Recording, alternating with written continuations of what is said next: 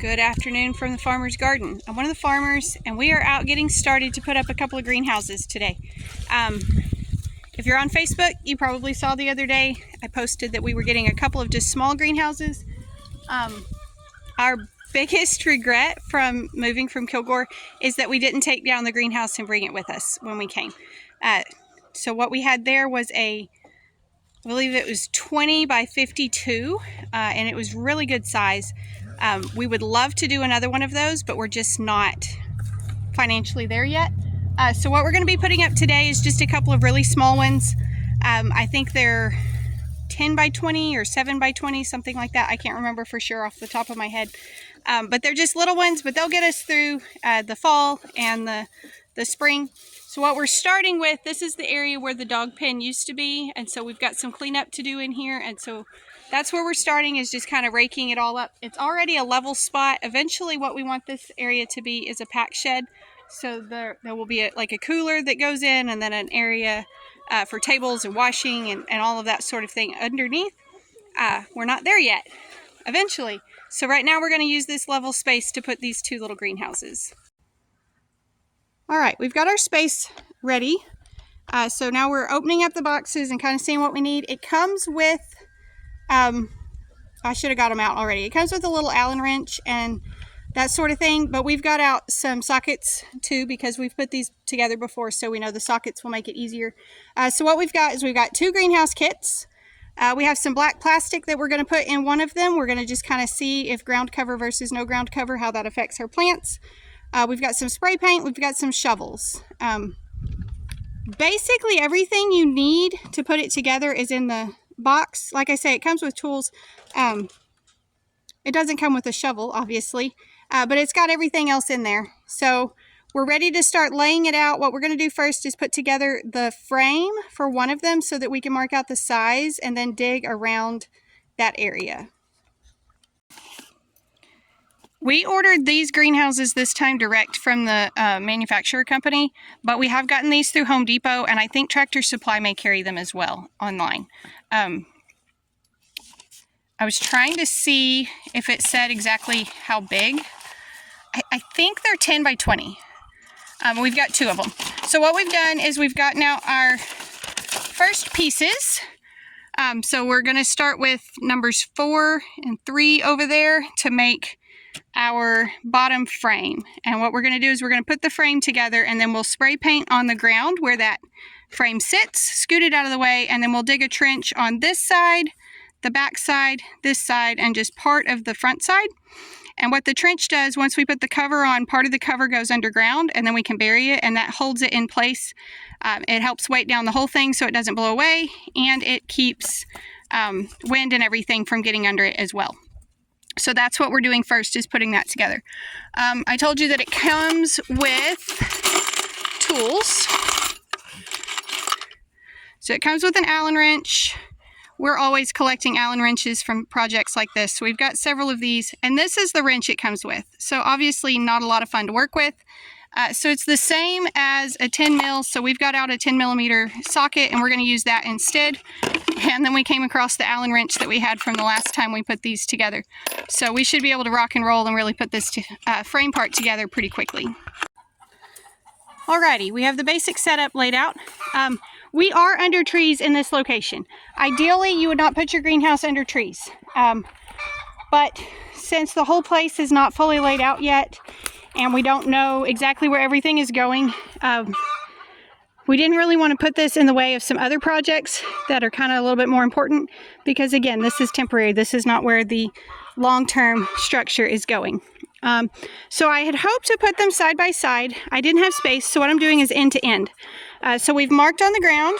We've just built one frame and moved it and lined it up, and we've spray painted on the ground to mark where it's going to go. And what we'll do is we'll dig ditches to bury it. At this space, we will let both greenhouse frames share one ditch, and so both plastics will be put in.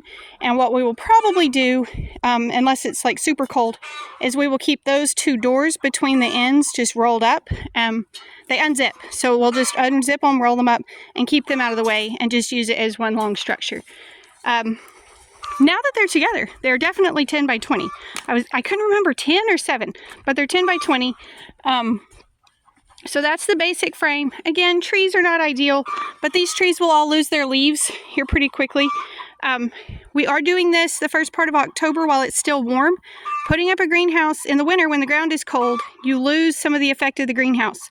What we want to do is try to keep this ground heat in by putting the structure over it before the ground gets cold. So we're just going to take some shovels. I got my crew here and they are super excited to run shovels. No, they're not, but they're going to get to. And we're going to dig this trench around.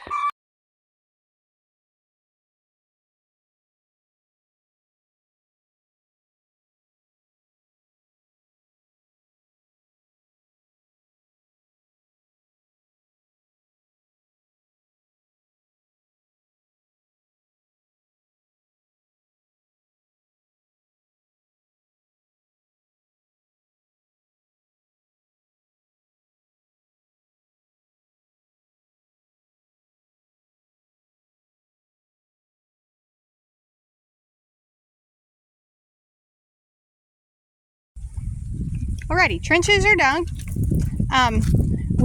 They're not as deep as we would like them to be. The shovel I was using, the handle was threatening to break. Imagine that, a farm with a busted shovel handle. So I just kind of called good enough before I ended up falling headfirst over a broken shovel handle. So what we've done is we've made the trench big enough for 2 of these. That one's already set in. We're fixing to put together this next bottom frame, and then we'll do all of the top pieces all at the same time so that we're just one big system. It's going to be pretty big. I think that'll hold enough for us this year. Pretty excited about that. We have both bottom frames together.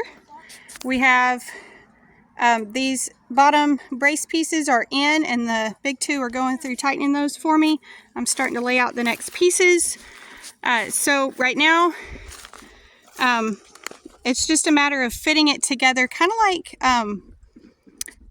like an erector set where it all kind of goes together. So it's sort of like Lego instructions. Actually, Lego instructions are given more clearly than these are. We've had a couple of backtracks on this so far. But pretty straightforward, fairly simple to do. So now it's just a matter of kind of piecing the rest of it together and getting everything tightened up.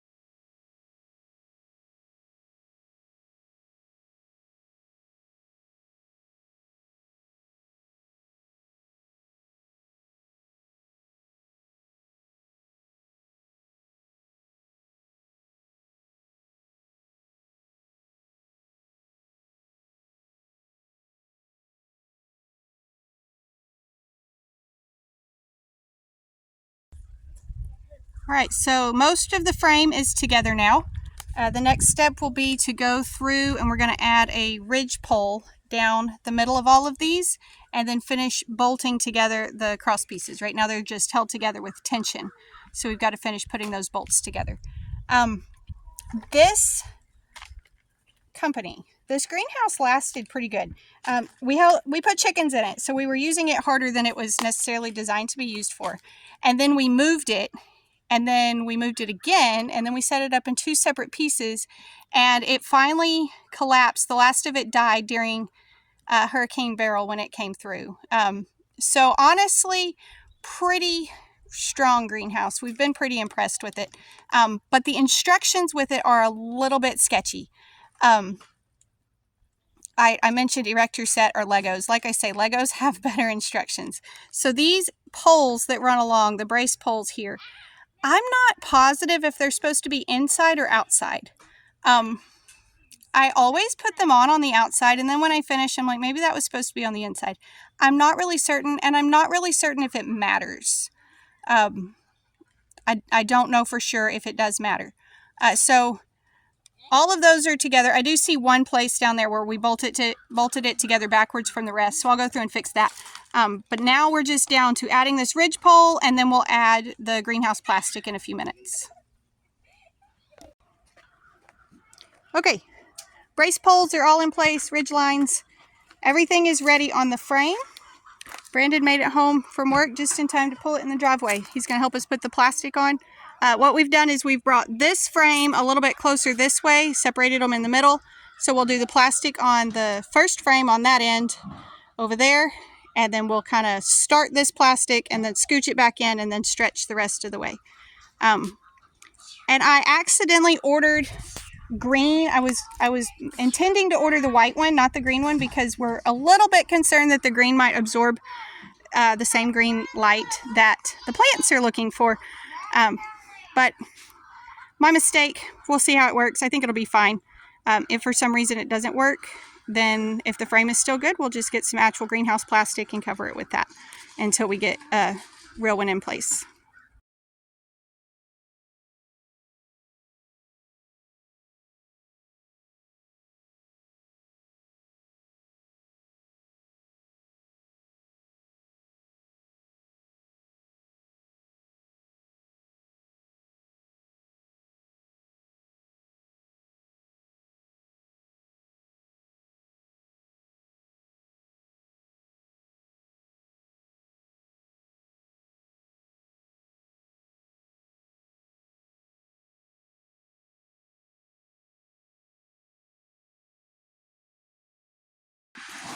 There she is. So a 10 by 40 roughly greenhouse.